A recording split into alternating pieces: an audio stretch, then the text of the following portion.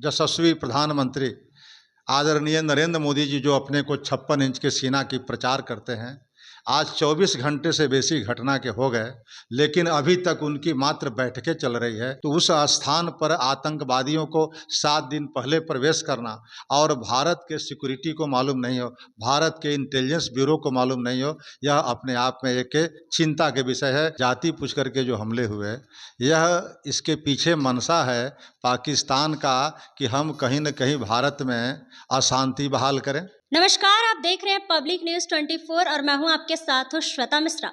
पहलगाम में जिस तरीके से आतंकी हमला हुआ है और वहीं आपको बता दें कि उस हमले के बाद से ही लगातार ये सवाल खड़े हो रहे हैं कि वहां पर धर्म पूछा गया, जाति नहीं, और लगातार तमाम पार्टी भी इस पर निशाना साध रही है। बाकी इस वक्त मेरी मौजूदगी जनसुराज से रामबली चंद्रवंशी जी हमारे साथ मौजूद है और इनसे ही बातचीत करते हैं और इनसे ही जानते हैं कि इस पूरे मामले को कैसे देख रहे हैं और इसके साथ ही ये क्या कुछ कहना चाहते हैं। अच्छा सर, जिस तरीके से पहलगाम वाला अटैक आप सुने ही हैं और वहां पर देखा जा रहा है कि जोड़ा जा रहा है धर्म से, ये भी कहा जा रहा है कि धर्म पूछा गया, जाति नहीं, और जाति पूछकर वहां पर मारे गए हैं वहां पे। देखिए, आतंकी घटना को जनसुराज परिवार कड़ी शब्दों में निंदा करती है और मारे गए लोगों के साथ हम लोग को खड़े हैं दुख की इस घड़ी में। लेकिन सवाल ये उठता है कि जिस सैलानियों के खून बहाई गई वह बिल्कुल कसूरवार नहीं थे। बच्चे के मारे गए, महिलाएं मारी गई और वह धर्म पूछ करके, जाति पूछ करके जो हमले हुए, यह इसके पीछे मंशा है पाकिस्तान का कि हम कहीं न कहीं भारत में अशांति बहाल करें और हिंदू मुसलमान के नाम पर, हिंदुस्तान पाकिस्तान के नाम पर जो पहले से होते रहे हैं उसी को रूप देने की ये कोशिश की गई। और अब मैं ये कहता हूँ कि यह जांच का विषय भी नहीं है, क्योंकि एक आतंकी संगठन जो पहले से पूरे आतंकी घटना की जिम्मेवारी ली है, तब यह जांच का भी विषय नहीं रहा। अब यह विषय है कि जब 7 दिन पहले आतंकवादियों का प्रवेश उस क्षेत्र में होता है, जबकि वह क्षेत्र एक तरह से आइलैंड टाइप का है, वहाँ पर कम्युनिकेशन बहुत पुअर है, वहाँ पर कोई बसेज कोई और चीज़ें नहीं चलती है। तो उस स्थान पर आतंकवादियों को 7 दिन पहले प्रवेश करना और भारत के सिक्योरिटी को मालूम नहीं हो, भारत के इंटेलिजेंस ब्यूरो को मालूम नहीं हो, यह अपने आप में एक चिंता के विषय है। इस पर भारत सरकार को कहीं न कहीं चिंतन करने की जरूरत है। दूसरी बात है कि इस तरह की घटना में जो बेकसूर लोगों की हत्या हुई, उसके पीछे मंसूबा आपको पता चल गया, तब भारत के गृह मंत्री और भारत के यशस्वी प्रधानमंत्री आदरणीय नरेंद्र मोदी जी जो अपने को 56 इंच के सीना की प्रचार करते हैं, आज 24 घंटे से बेसी घटना के हो गए, लेकिन अभी तक उनकी मात्र बैठकें चल रही है, कोई स्पष्ट कार्रवाई का संकेत अभी तक नहीं है। तो मेरा तो ये मांग होगा कि पहले तो आप इन चीज़ों की समीक्षा कर रहे हैं, ठीक है कि इंटेलिजेंस कहाँ फेलियर हुआ, सिक्योरिटी में कहाँ लैप्सेज हुए, लेकिन आप अगर 24 घंटा में देर लग रही है, 24 घंटा के अंदर यह तय नहीं कर पाए कि हमें इस घटना के जो लोग जवाबदेह हैं, चाहे लश्कर तोयबा हो या कोई और दूसरे आतंकी संगठन है जिसको पाकिस्तान जो है पनाह देती है, वैसे संगठनों को नेस्त नाबूद करने के लिए प्रधानमंत्री को और गृह मंत्री को मुंह तोड़ जवाब देना चाहिए।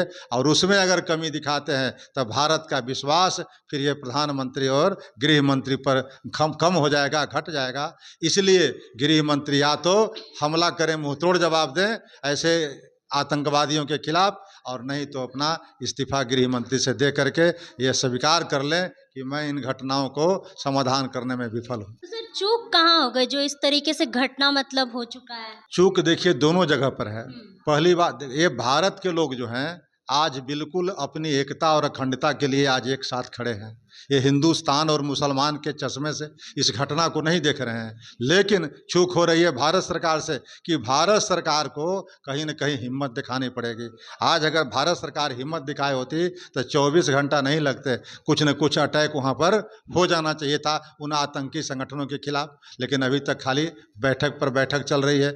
दूसरी चूक हुई है आपके इंटेलिजेंस ब्यूरो की। तीसरी चूक हुई है सुरक्षा कर्मियों पर कि आपके इंटेलिजेंस कर्मी अगर सुरक्षा कर्मियों को ये इतला कर दिए होते पहले ही, तो इस तरह की इतनी बड़ी जघन्य पाप नहीं होता, जघन्य अपराध नहीं होता, इतने लोगों की जानें नहीं गई होती। इसलिए कहीं न कहीं भारत सरकार कटघरे में खड़ा है, इसलिए वह कुछ बोल नहीं रहा है। अब भारत के लोग जो हैं वह परीक्षा ले रहे हैं भारत सरकार के गृह मंत्री और प्रधानमंत्री को कि इस पर आखिर क्या कार्रवाई गृह मंत्री और प्रधानमंत्री करते हैं। अगर कोई समुचित कार्रवाई नहीं की गई तो बिहार नहीं भारत के लोगों का यह व्यवस्था से मोह भंग हो जाएगा। तो सर ऐसे घटनाओं को कैसे रोका जा सकता है? इससे पहले भी पुलवामा अटैक हुआ था।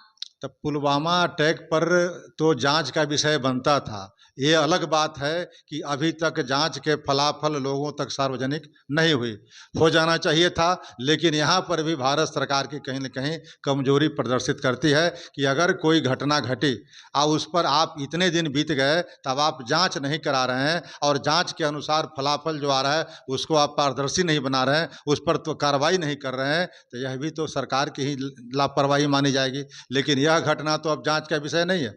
यह घटना जिम्मेदारी जो संगठन आतंकी लिया है उसके खिलाफ मुंहतोड़ जवाब देने की आज जरूरत है। यही भारत के परीक्षा की घड़ी आई तो है। इसका पूरा जिम्मेदार कौन है? कौन इसके लिए जिम्मेवारी उठाएगा? जिनके हाथों में सत्ता है, जो गृह मंत्री हैं, जो सबकी सुरक्षा की जिम्मेदारी अपने कंधों पर ले रखा है, जो प्रधानमंत्री हैं, जो 56 इंच की सीना की बात करते हैं, जिम्मेदारी उनकी है कि भारत के निर्दोष लोगों की जान अगर खून बहाई गई है तो उसको कैसे हम रोक सकते हैं। तो जैसा कि आपने रामबली चंद्रवंशी जी की बातों को सुना, रवै इनकी बातों से आप कितने सहमत हैं? और इसके साथ ही पहलगाम में जिस तरीके से आतंकी हमला हुआ है उस हमले को लेकर आप लोग क्या कुछ कहना चाहते हैं? आप लोगों की क्या राय है? कमेंट बॉक्स में अपनी राय जरूर बताइएगा। फिलहाल इस खबर में बस इतना ही। ऐसे ही तमाम खबरों के लिए बने रहे हमारे साथ और देखते रहे पब्लिक न्यूज़ 24। धन्यवाद।